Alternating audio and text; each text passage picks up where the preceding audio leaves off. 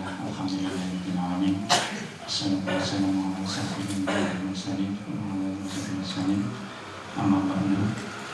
Jamaah salat subuh Allah, alhamdulillah pada pagi hari ini kita bisa bersilaturahim dan rangka menjalankan kewajiban kita yaitu salat subuh berjamaah, dan juga kepada bapak-bapak semua dari lingkungan wali kota dan juga pada para jamaah Masjid Al-Kautsar yang kami hormati.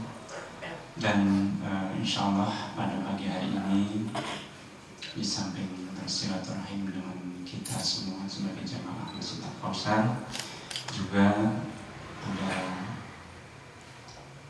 temu bicara ataupun berdialog sudah nanti melaksanakan tausiah di Masjid Al-Kautsar ini. Dan kepada yang terhormat Wakil Wali Kota, kami ucapkan terima kasih atas kehadiran di Masjid Al-Kautsar ini, dan kami juga atas nama GKM Masjid Al-Kautsar mohon maaf bila penyambutannya kurang berkenan, ataupun kepada para jamaah dari ring-ringan Bapak Wali Kota, Wakil Wali Kota Bandung, kami juga mohon maaf bila penyambutan di Masjid Al-Kautsar ini mungkin kurang berkenan, dan mungkin di samping juga tempat dan fasilitas yang lainnya, kami mohon maaf yang sebesar-besarnya. Dan insya Allah pada pagi hari ini yang akan menyampaikan tausiah itu langsung dari Bapak Wakil Wali Kota Bandung. Dan kepada Bapak Wali Kota, Wakil Wali Kota Bandung, kami persilakan.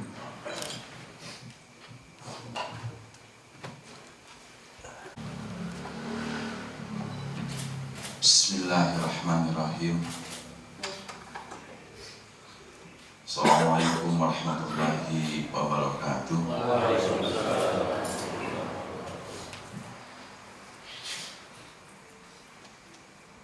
Alhamdulillah alladzi khalaqal mauta wal hayata liyabluwakum ayyukum ahsanu amala. Asyhadu an la ilaha illallah wahdahu la syarika lah wa asyhadu anna Muhammadan abduhu wa rasuluh.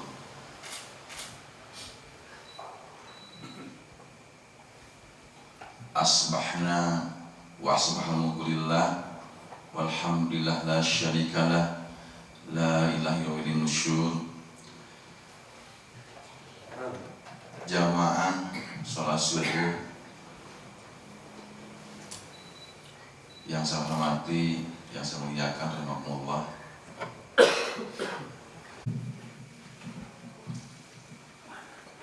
Jamaah rahimakumullah, pada kesempatan pagi ini, subuh ini, saya ingin mengajak kepada kita semua untuk merenung sejenak barangkali dalam kehidupan kita yang sudah kita jalani. Allah SWT berfirman, pesan Allah SWT mengingatkan kepada kita bahwa tujuan Allah menciptakan kehidupan dan kematian seseorang itu adalah liyabluwakum ayyukum ahsanu amala.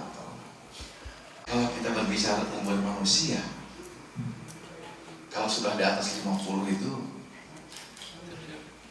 atau orang Afrika 60, orang sudah mah disarufna, dispoek, menjelang masuk maghrib betul.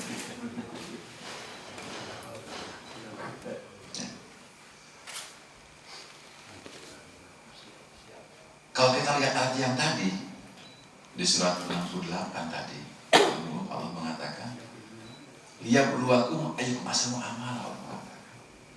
Artinya bahwa sesungguhnya Allah menciptakan kita ini, budak lahir ke dunia, sesungguhnya sangat sederhana, yaitu Allah menginginkan siapa di antara kalian, kata Allah, wahai manusia, yang lebih baik amalnya. Contoh, sumpah itu maknanya adalah menunjukkan sesuatu sangat penting. Kalau ada seseorang dituduh maling, kalau Pak RW dituduh maling, oh karena ini Pak RW, contoh ya Pak, contoh ya. Pak RW dituduh maling oleh warga masyarakat, untuk menunjukkan bahwa saya tidak melakukan apa yang dituduhkan, maka pasti Pak RW bersumpah. Kan begitu ya Pak RW? Pasti bersumpah, demi Allah, demi Rasulullah katanya, saya tidak melakukan apa yang dituduhkan.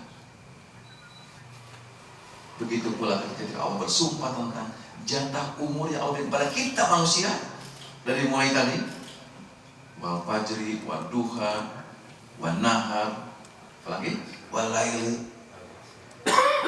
ditutup dengan wal asri kata Allah. Demi masa, demi jatah umur wahai manusia. Innal insana lafi khusr. Sesungguhnya kata Allah, manusia itu pada umumnya kata Allah al-khusr. Al-khusr itu adalah semua kerugian. Melalui ayat ini, surah Al-Asr ini mengatakan, Allah mengatakan sesungguhnya manusia itu mengingat pada kita, manusia pada umumnya dalam keadaan kerugian, rugi semuanya. Ang-zikrillah, dari mengingat Allah Subhanahu wa ta'ala. Ayat ini mengatakan kepada kita ternyata ada dua aspek, dua hal yang dalam kehidupan keseharian kita yang boleh jadi Allah mengingatkan hati-hati kata Allah. Dua hal ini adalah akan memalingkan kalian dari mengingat Allah SWT. Apa itu? Amwalukum wa auladukum, yaitu harta-harta kalian dan anak-anak kalian. Kenapa Allah mengingatkan dari harta? Yang akan mampu mengingatkan Bapak, yang akan berbahaya untuk memalingkan kalian. Karena para bapak, Sayyidina Ali pernah mengatakan, Sayyidina Ali mengatakan dalam nasihatnya, manik tamada ala malihi qawlah, barang siapa manusia yang ingat tamadanya, ingat tamada itu orientasi hidupnya, malihi hanya harta kekayaan semata, qawlah dia sesungguhnya sudah jatuh miskin, kata Sayyidina Ali. Majikannya itu dulu ngantai seorang duta besar, ya, kalau saat duta besar Inggris ada di Moskow, sebuah negara di Eropa, ada di Moskow, punya binatang ya, kesayangannya ya. Setiap hari pagi-pagi dikasih susu, dikasih roti, dikasih pagi dan petang dipakai kasih makanan ya, sangat luar biasa. Bersetujuh lah tibatan lebih manusia. Apa yang terjadi? Ketika si orang itu selesai tugasnya harus pulang ke negaranya, dibawalah, mau masalahnya mau dibawa pulang. Tapi kita sampai di pelabuhan udara, di lapangan terbang, ya, ternyata ada aturan tidak boleh bawa binatang masuk ke dalam pesawat. Akhirnya dia sangat berat hati, si gogok tadi tertinggal di bandara. Apa yang terjadi luar biasa. Ini ibrah buat kita. Jangan sampai kita ya, lebih jelek, lebih hina daripada binatang. Apa yang terjadi? Itu binatang setiap hari sampai lebih dari 1 tahun.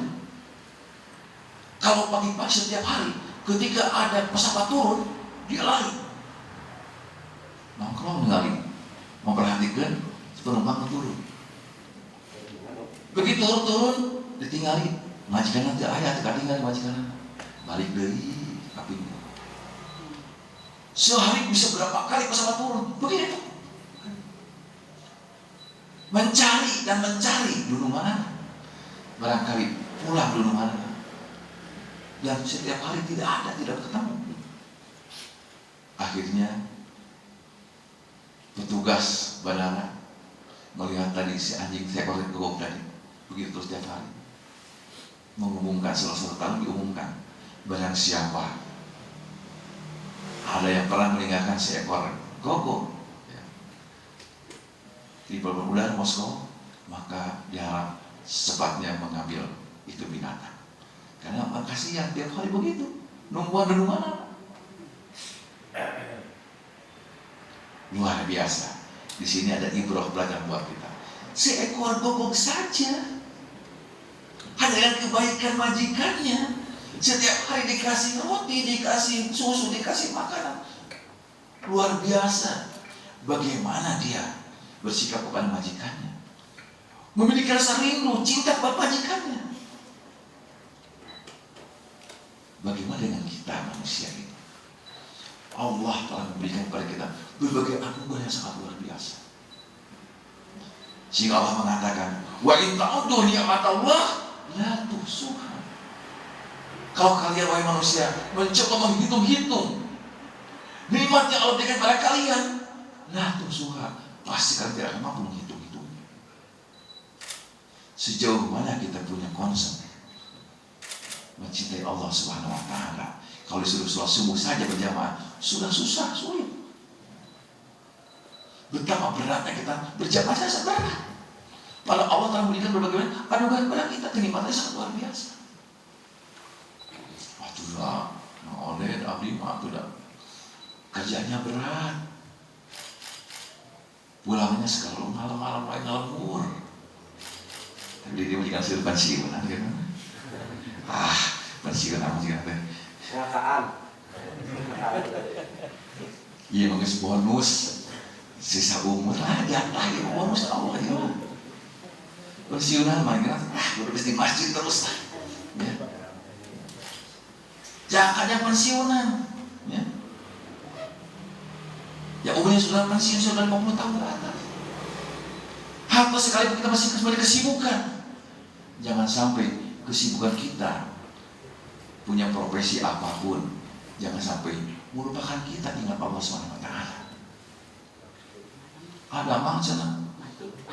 Tapi mau dikerja oke dari pakai sesuatu ingat ke Allah, kita mah kerja profesi abdi supaya tetap ibadah ke Allah. Iya, tapi tidak cukup.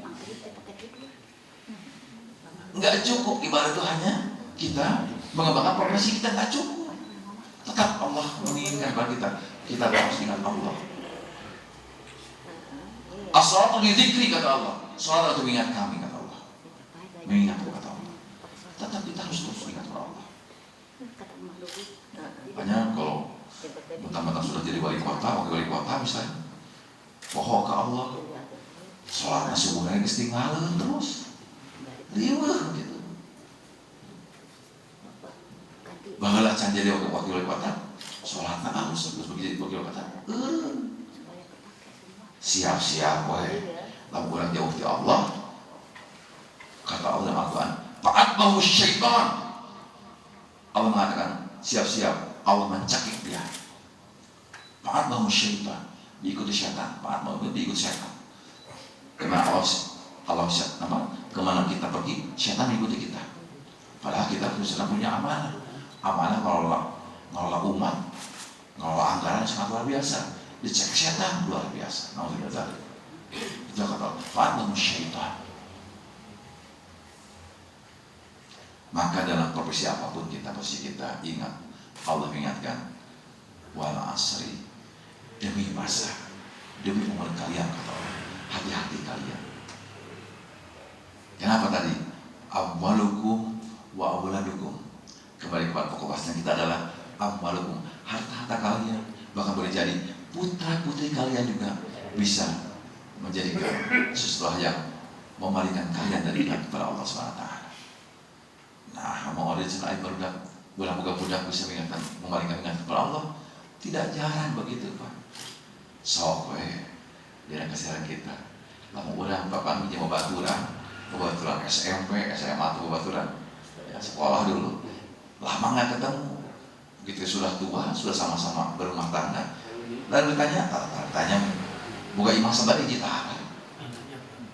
Boga sabaraha mobil tahara kan?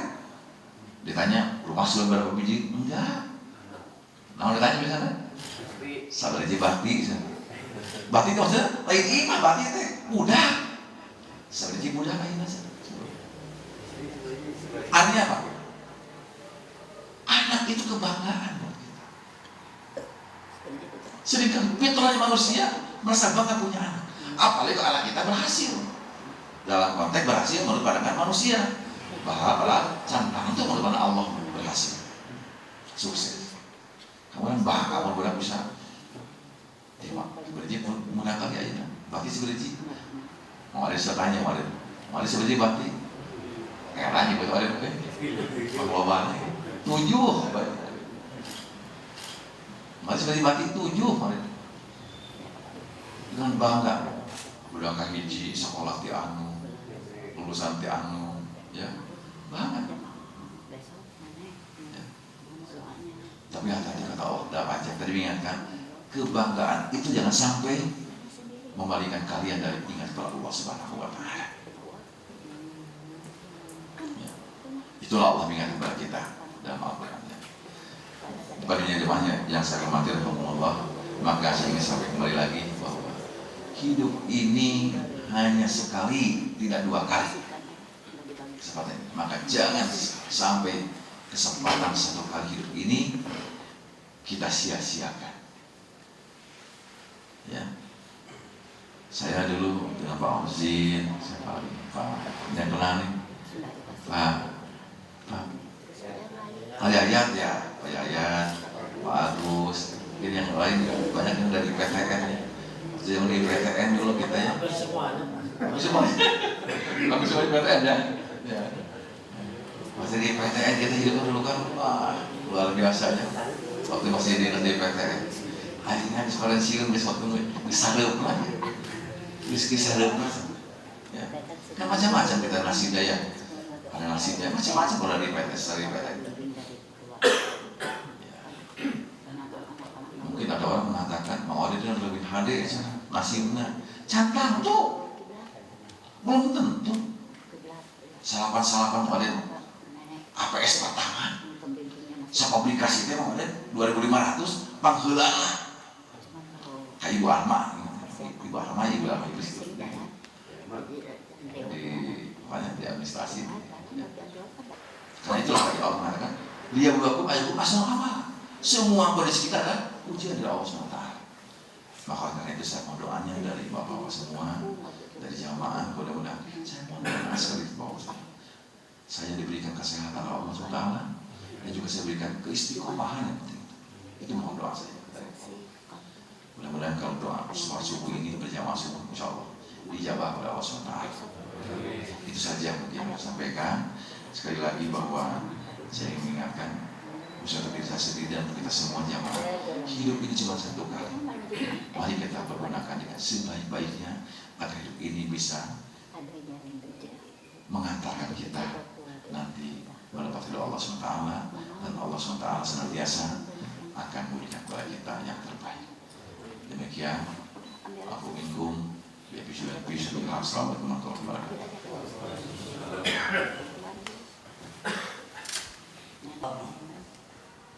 Kebutuhan masyarakat di RW 11 ini, terutama kami ini memiliki fasilitas untuk kehidupan warga, yaitu berupa flat, Pak. Ini ya, ini rumah susun. Ini sudah berkali-kali atau bertahun-tahun masalahnya itu status dari tempat tinggal ini, kemudian yang menjadi persoalan warga masyarakat itu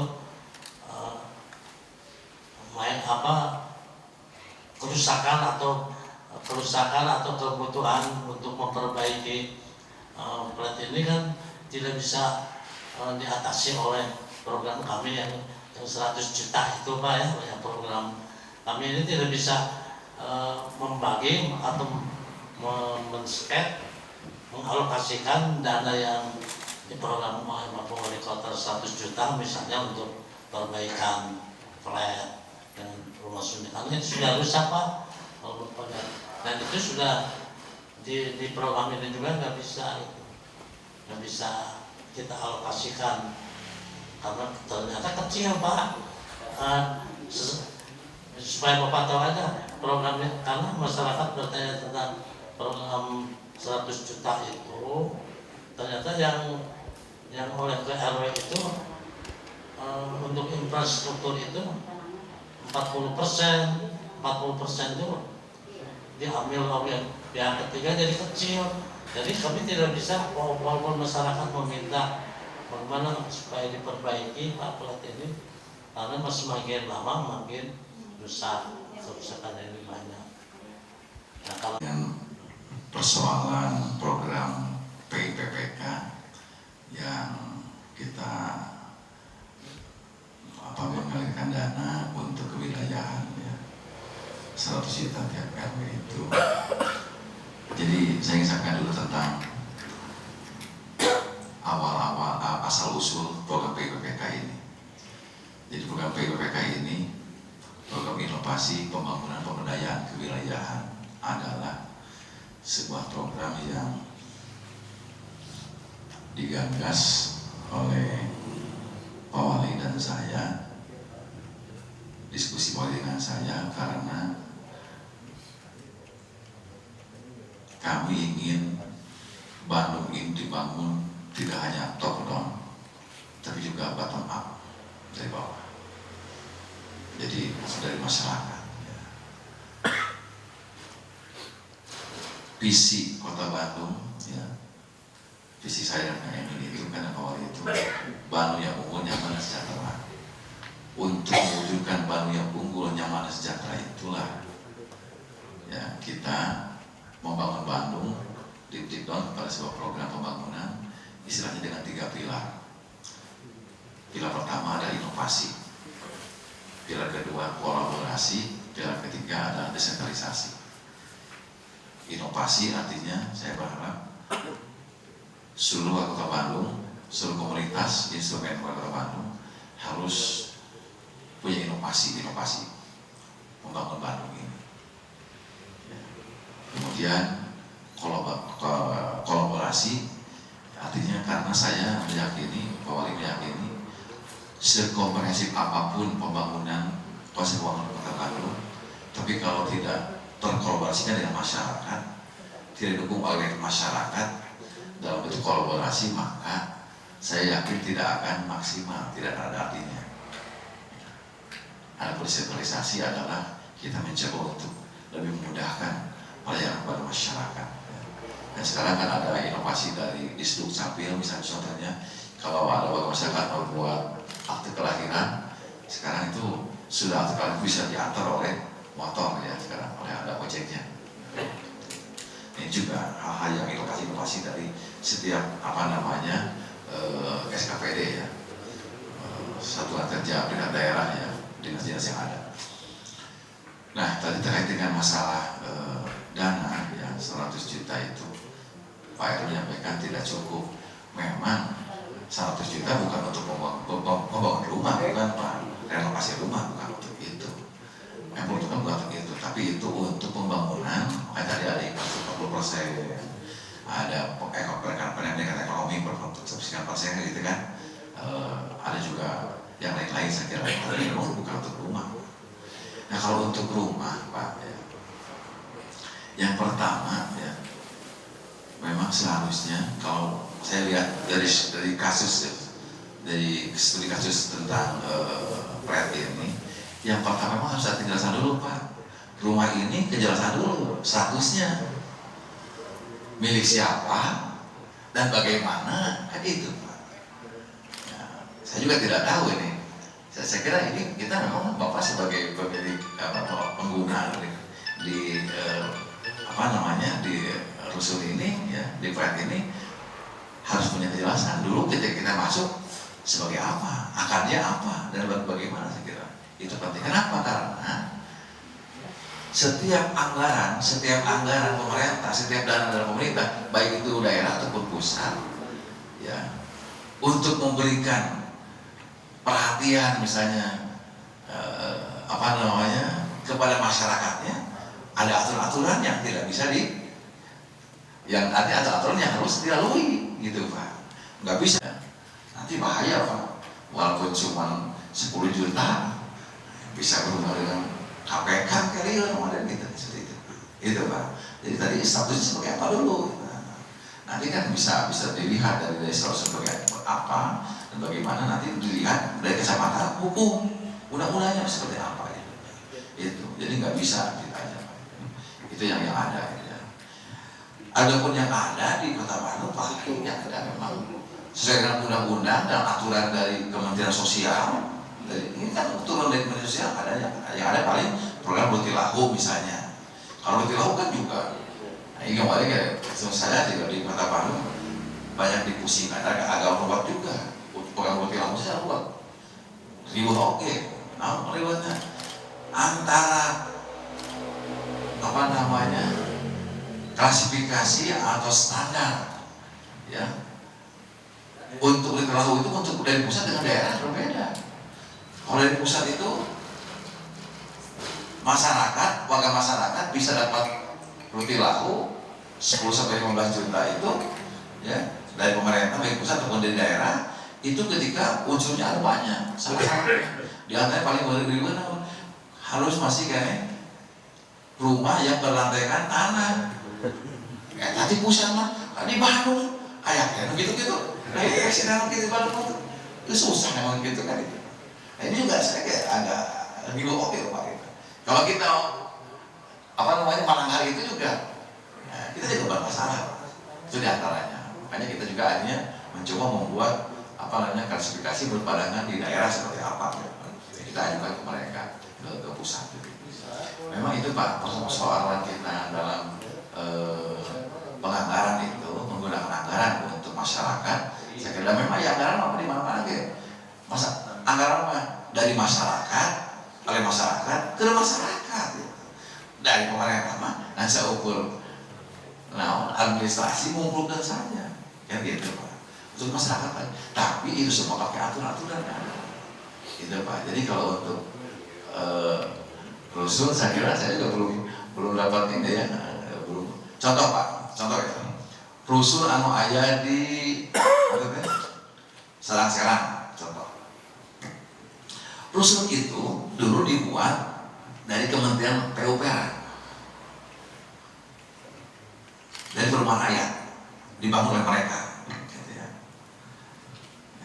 Kita punya tanahnya, daerah, mereka yang bangun. Ketika rusun itu belum sedang dibangun dan belum diserahkan pengelolaannya, tanggung jawabnya kepada daerah, menggantung seberapa tahun tuh mengamina rusun yang ada di Serang, rusun Nawa itu menggantung Pak. Nah setelah saya kemarin dilantik, saya karena sejak saya di Dewan juga sudah tahu itu adalah sebuah rusun yang di kawasan ya saya melihat mubazir gitu ya. Akhirnya saya kejar, kita kejar ke kementerian agar kementerian mau menjalankan pada kita. Alhamdulillah sekarang sudah. Nah itu tadi kadang-kadang Pak, kalau daerahnya tidak mau proaktif menjadi udah susah juga ini terbengkalai ya. Padahal itu uang dana masyarakat dan rakyat mungkin ratusan miliar gitu kan, puluhan miliar gitu kan seperti itu. Nah itu ketika alhamdulillah sekarang kan diantaranya ketika kami mengadakan melakukan masyarakat yang dipaksil ya, bahkan Siliwangi tahu ya, ada masalah. Nah itu kan ketika kita mau menata Bangka Siliwangi, maka masyarakat di situ kita ajak pindah ke rusun. Ada mereka mau pindah ke rusunnya, tapi udah saya udah oleh Kota Bandung sudah dibereskan dulu. Tadi persoalan hukumnya tadi Pak, itu statusnya tadi seperti itu. Dan juga memang seperti itu Pak. Nah, contoh seperti itu, makanya saya nggak tahu nih. PT ini kan sejak kita masih di PTN dulu ya. Sampai sekarang juga statusnya seperti apa kita nggak tahu ya. Kalau Bapak sekarang nyewa Anda? Hak milik Pak. Hah? Hak milik. Hak milik? Iya. Ada sertifikat bangunan ada. Ya kalau hak milik bangunan berarti tidak ada bedanya dengan masyarakat yang lain. Milik bapak semuanya. Milik warga. Kalau milik warga berarti sama dengan ya harus sendiri, tanggung jawab sendiri gitu. Nggak bisa minta pemerintah gitu selesai. Kalau milik sendiri gitu Pak. Itulah status hukumnya. Makanya saya bilang perlu kita punya kejelasan statusnya untuk apa, dan milik siapa. Gitu. Kalau milik sendiri ya sendiri harus ya seperti rumah yang di luar rusun juga kalau punya sendiri seperti itu Pak. Nah, ada pemerintah baru sekarang ada pemerintah itu proyeknya hanya untuk bertilahu itu untuk yang betul-betul tidak mampu seperti itu kan itu Pak. Itu Pak saya kira. Ya kalau sesuatu sendiri sudah terjawab maksudnya sendiri Pak. Iya. HGB ya Pak. Ya. HGB status tanahnya HGB. HGB. Ya kan sekarang mah bangunan di masyarakat juga perumahan juga sekarang beda HGB Pak seperti itu. Itu Pak. Hanya yang dikeluhannya itu. Ayo.